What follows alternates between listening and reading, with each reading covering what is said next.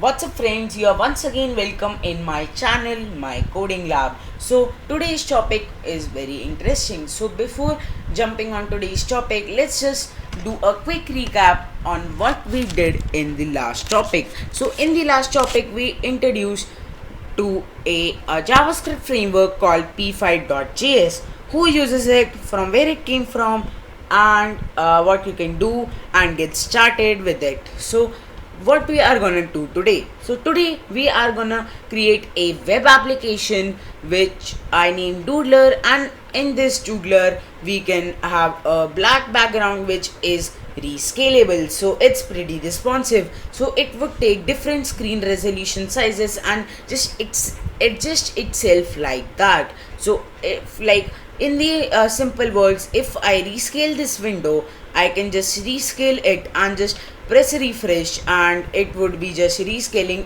by itself. So sounds pretty interesting, and moreover we can just draw on the whole canvas, and we could change the color of the stroke with this color picker and color of the background, save it as a png, and also save it on the cloud.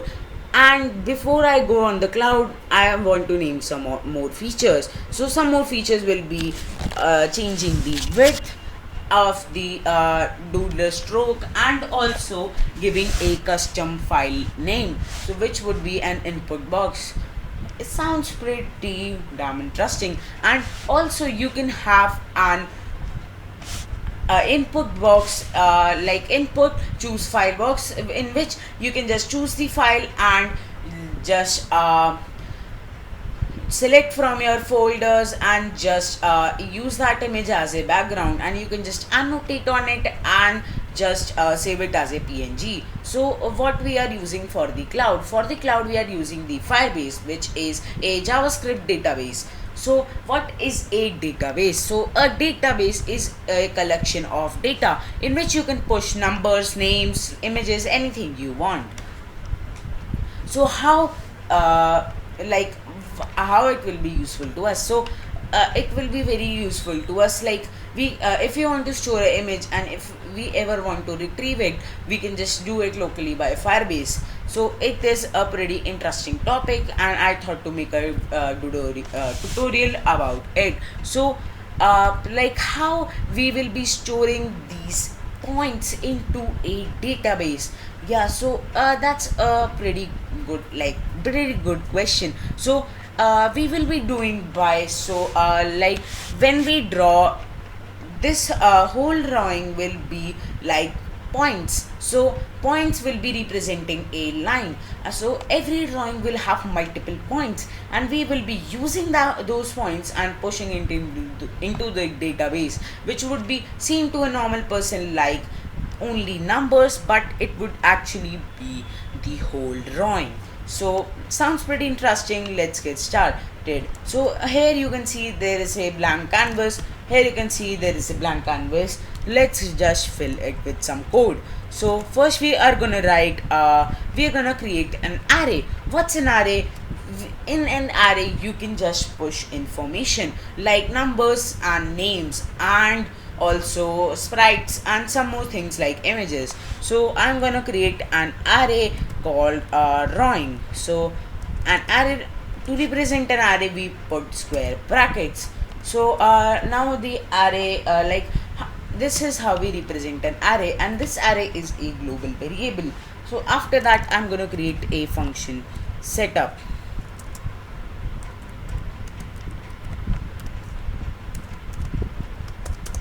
So in the function setup I can just write var canvas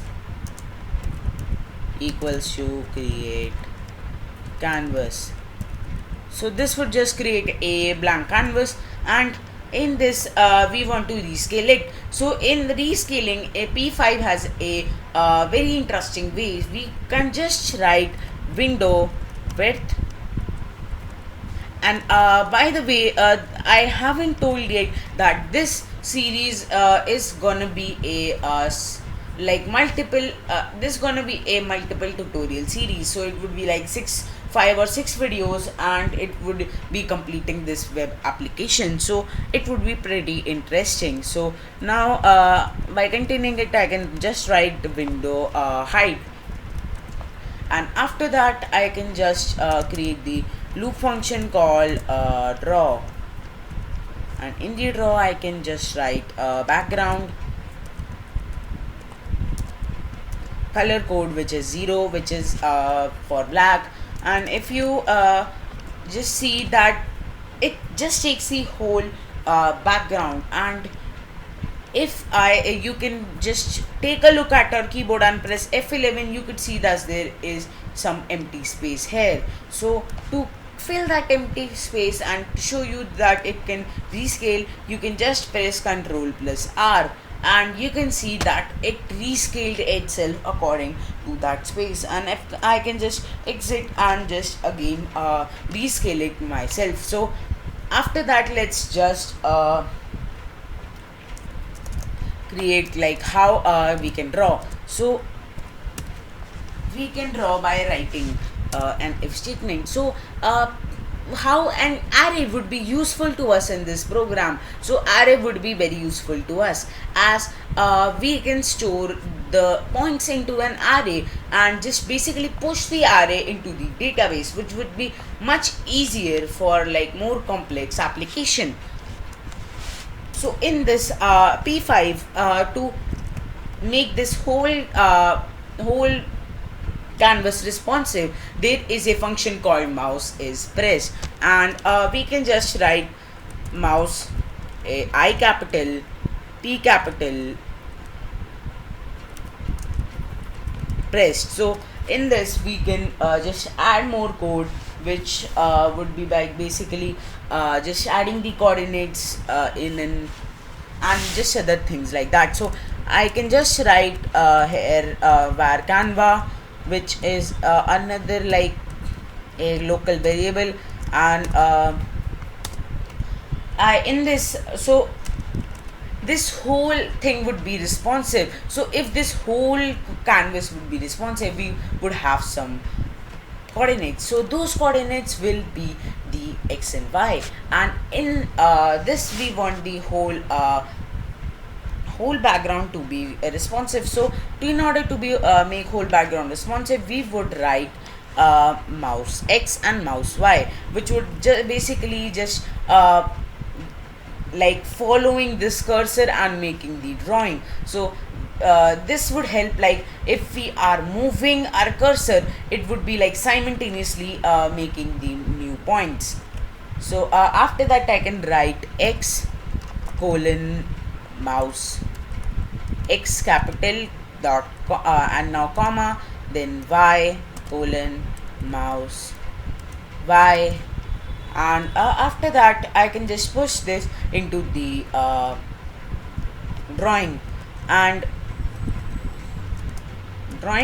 we can just simply by writing drawing dot push, which would be like I can write Canva, so it would be just push in this. And by the way, today we are only just creating a simple drawing. We are not just not creating the whole application today, as it is in series. So we are just in today's part, we are just creating a simultaneous and rescaled background and just creating on it. So after that I can just write after this I can just write in the mouse press only, I can just write a for loop. So for the like from the name of the for loop, you can just basically understand that this loop is like going on forever, and you can just understand by the name loop, it is just going forever. So in order to write that, like Atom has like already written for me, but I will just tell you that what is this for loop containing. So this for loop is containing a variable I, which is a value called 0, and after that we are writing that this is greater than or less than the array of that length. So we represent it by length. We represent the information in the array by length. So we just write I plus plus, which is plus equals to, like, I plus plus means just I plus 1. So I can just write here drawing, and there is much to it. So after that I have to write vertex, which would like create that drawing. That line would be creating it, and I can write x coordinate, and after that for same I can have to write y. So I can just copy it and paste it, save time. So yeah, so just writing y here, and after that the work is not done here. So what do I need to complete? So the thing I have to write is in. So if I just run it, you won't be seeing any lines. So because I hadn't just described the color of the line, so in order to describe that I can write stroke. So this stroke will be 255, which is white. And you can just also give any hexadecimal number and anything you want. So then we just write the stroke weight. So what is the stroke weight? So in the stroke weight, it just defines the thickness of the stroke, and we can just later change it by the slider. And let's just for now write it 5 or 6, any number you want. And after that I have to write no fill, like to tell P5 not to fill this whole thing. So okay, so what I'm doing, yeah, so no F capital, no fill, and just create a line, don't fill the whole canvas, or like make a whole shape. So now I am writing begin shape. Yes, so begin shape, and after that I can write end shape. So if we are beginning a shape, we have to end it, and I can just copy paste it and write end shape. So let's just run it and see for quick errors. Okay, it's already drawing, so I guess there are no errors. Yes, there are no errors. Okay, so you can see we can draw here. Okay, so I guess there is an error.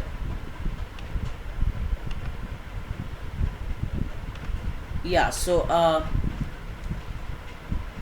I let me just see. Okay, so mouse Y,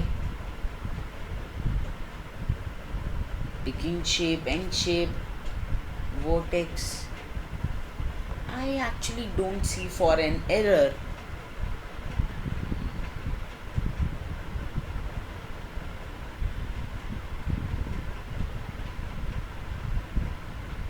So if mouse is pressed, then our Canva.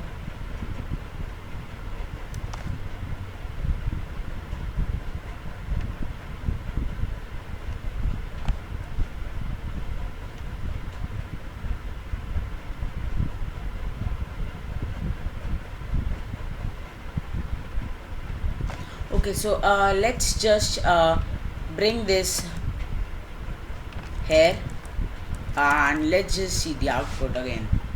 Yeah, so it's more like it.